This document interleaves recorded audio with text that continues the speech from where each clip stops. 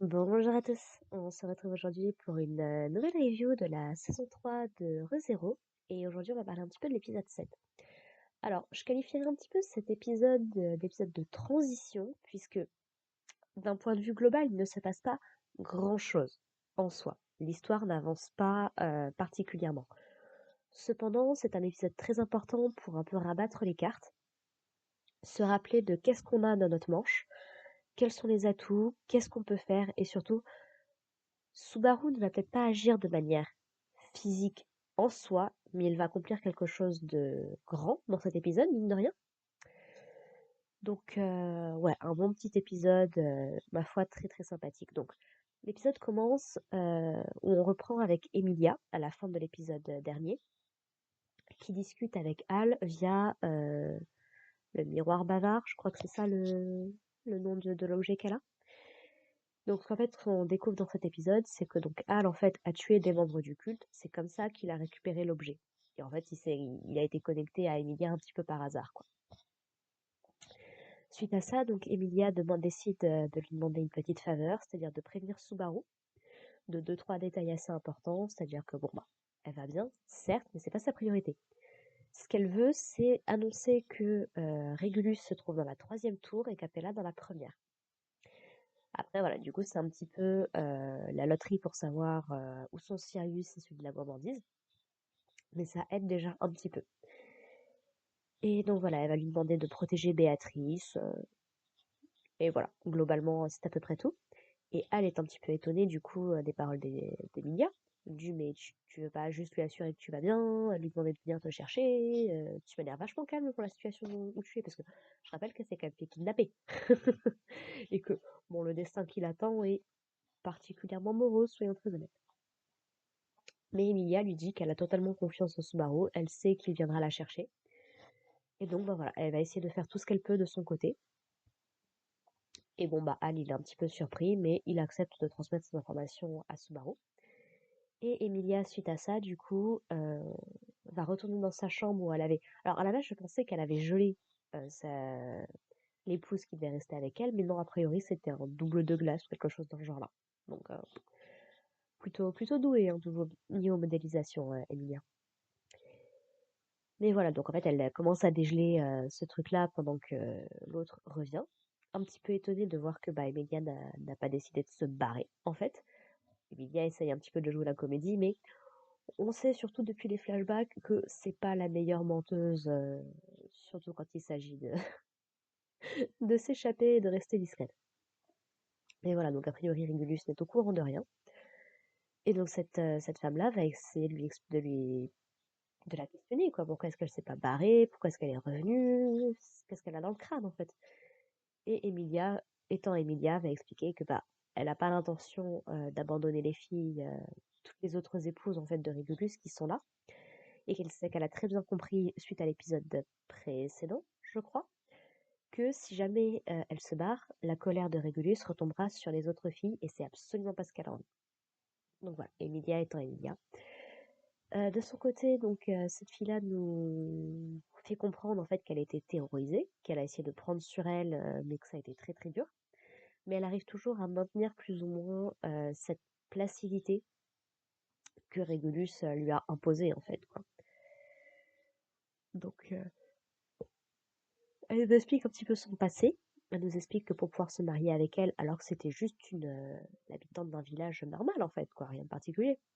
Et ben Régulus il a tué ses parents, ses frères, ses proches, même des gens qu'elle connaissait pas particulièrement. Donc ça te pose la menace de Régulus. Elle nous explique que globalement toutes les autres filles ont un vécu similaire au sien. Donc ça te pose le drama ambiant. Et voilà, mais Emilia décide de ne pas renoncer. Elle dit que bah, voilà, le mariage pour elle c'est quelque chose de très important puisqu'elle a connu dans sa jeunesse deux personnes qui s'aimaient, donc Beltégeuse et Fortuna, mais qui n'ont jamais pu se mettre ensemble suite aux événements avec Pandora. Et que du coup, bah, elle refuse de voir un mariage qui ne soit pas consenti ou que personne ne serait pas heureuse. Voilà. Sinon, donc du côté de Hal, il revient à la mairie pour transmettre le message à Subaru. Et donc il va découvrir un petit peu le QG qu'ils ont installé à cet endroit-là. Et grosso modo, Subaru est en train de discuter avec Julius et avec Anastasia de comment utiliser le météore de la mairie qui est à leur disposition, qui leur permettrait de transmettre un message à toute la ville en fait. Et globalement, Subaru a quand même une idée, c'est de transmettre un message pour redonner de l'espoir aux habitants de la ville, tout en ayant conscience que ça pourrait avoir de lourdes conséquences pour les habitants si jamais le culte décide de faire quelque chose. Mais Al va nous expliquer qu'ils ont juste laissé ça là parce qu'ils s'en foutent en fait de ce qu'ils vont faire. C'est comme il le dit, est-ce qu'un dragon se préoccupe de ce que vont faire les fourmis à ses pieds? Tu remplaces le dragon par l'être humain, t'as quand même un truc assez proche. Donc voilà, c'est juste en fait, ils sont tellement l'habitude de gagner et d'être au sommet que ça leur viendrait même pas à l'esprit qu'ils puissent perdre en fait, peu importe la façon. Donc voilà, au final, c'est probablement ce qui va les perdre à la fin. Donc on comprend très bien dans cet épisode que Subaru est la personne qui devrait faire un discours pour redonner du courage et de l'espoir aux gens. Mais Subaru étant Subaru, encore une fois, ne se sent pas légitime dans ce rôle-là et va plutôt essayer de dire est-ce que Anastasia elle peut pas le faire puisque bon c'est quand même une des candidates au trône et elle est quand même assez connue. Il essaye de partir sur Crush mais bon dans l'état où elle est ça va être compliqué. Il essaye de revenir sur Priscilla mais bon elle est quelque part on sait pas trop où. Et Felt pareil pas de nouvelles de leur côté quoi. Ils savent pas ce que devient Felt. Et en fait, c'est Garfield, du coup, qui quand il découvre que Subaru va bien, en fait, et il est vraiment trop mignon, quoi. Il fait vraiment. Je crois que Garfield est censé être plus jeune que Subaru, voire quand même bien plus jeune de quelques années, quoi. Donc, qu'il le considère voilà, comme son boss, comme son grand frère et tout, je trouve ça trop choupi. Et il est très heureux de le revoir, en fait, quoi. Il le prend dans ses bras, il s'agrippe vraiment à lui comme un enfant, c'est vraiment adorable. Et voilà, en fait, c'est Garfield qui va suggérer l'idée que ce soit Subaru, en fait, qui parle. Et globalement, tout le monde est plutôt d'accord, puisque bah, Julius, c'est pareil, euh, il n'a pas assez de charisme pour pouvoir réellement redonner de l'espoir aux gens. Et les arguments pour que ce soit Subaru, ça va être bon, qu'il est capable de donner le change. Déjà, il a quand même une capacité théâtrale, si on veut, qui est quand même particulièrement développée. Ça reste quand même le seul gars qui a tué un évêque pour tout ce qu'on en sait, pelletejeuse. Euh, voilà, il a plein de qualités qu'il peut faire valoir pour essayer de convaincre les gens. Et il y a Al qui va finir par rentrer dans le débat en disant non mais on va pas lui imposer ce genre de responsabilité parce que ce que Al essaie de lui expliquer c'est que il sera pas le seul en fait à payer les conséquences d'un échec. C'est toute la ville qui est en danger à cause de ça. Et que ce serait pas juste de le dire à Subaru, et que s'il existait quelqu'un qui peut régler tous les problèmes en un seul, en une seule action, ce serait parfait, mais ça n'existe pas. Dans le jargon, on appelle ça un Deus Ex Machina. Et le Subaru est déjà quand même un Deus Ex Machina particulièrement intéressant en lui-même. Et j'aime bien du coup parce qu'on a plein de... Il y a Subaru qui se remémore plusieurs événements de la saison 1 principalement, un petit peu de la saison 2 mais très très peu. De toutes les fois où il a vraiment eu ce sentiment d'avoir pu aider des gens, que ce soit quand il a fait la promesse à Satella, Emilia au tout début du premier épisode, de ne pas l'abandonner, de lui sauver la vie. Le moment où Emilia lui donne son nom à la fin de l'arc 1. Le moment où il se sacrifie pour sauver Rem, quand elle est morte, quand elle était morte à sa place suite à la malédiction que lui avait donnée le petit chien qui était dans la forêt. Le moment où Rem du coup sourit, lui dit que c'est son héros, ce genre de choses. Voilà, pas mal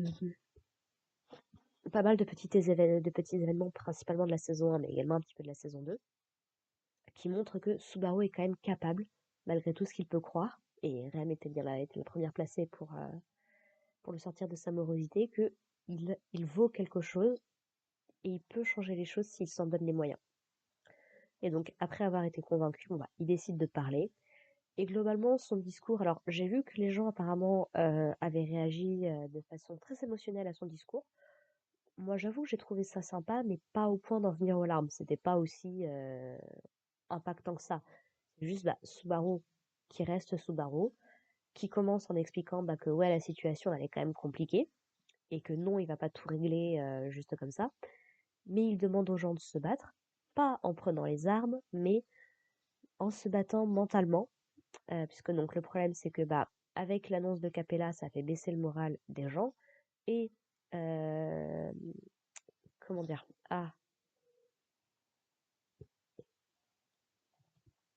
je sais plus comment ça s'appelle, l'autorité de Sirius permet de lier un petit peu tout le monde au même sentiment, donc ça se répand comme une traînée de poudre, le désespoir dans les abris. Donc voilà, Subaru, il explique un petit peu sa situation, il n'est pas très sûr de lui, il espère que sa voix ne tremble pas, il explique qu'il n'est pas très très doué pour faire des discours, mais que il sait de quoi il parle quand il dit que rester seul, ça ne fait que grossir les pensées négatives, puisque c'est l'un des principaux trucs du personnage de Subaru, c'était que bah, c'était plus ou moins Hikikomori qui a arrêté d'aller à l'école, pour plein de raisons différentes.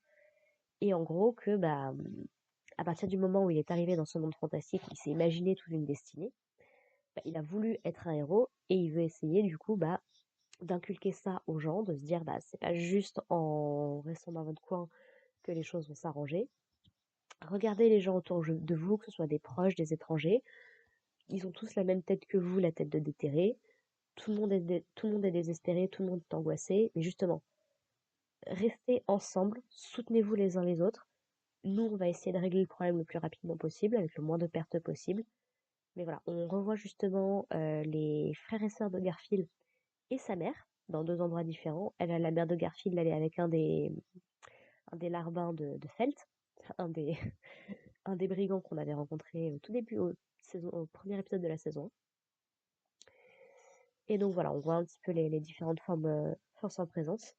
Et Subaru, de par ses mots, réussit à redonner de l'espoir aux gens, a réussi à leur redonner la volonté de se battre. Et du coup, bah voilà, ils sont prêts à faire leur maximum, tout ça. Et on voit que ça n'a pas touché que les habitants, ça a aussi touché Emilia, qui est de son côté toujours prisonnière de sa tour, qui explique justement à sa camarade qu'elle va pas les laisser tomber, que Subaru c'est son chevalier servant et qu'elle attend qu'il vienne. Et globalement, bah, elle est prête à aller jusqu'au bout avec le mariage, puisqu'elle a confiance que les choses n'iront pas dans le pire des scénarios, quoi. Donc,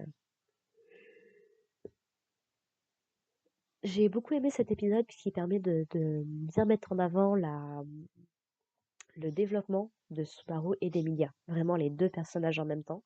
On voit qu'ils sont devenus quand même vachement plus forts, qu'ils ont, depuis la saison 2, qui ont travaillé sur leur qualité, qui ont travaillé sur leurs défauts et qui en ressortent que meilleurs, quoi.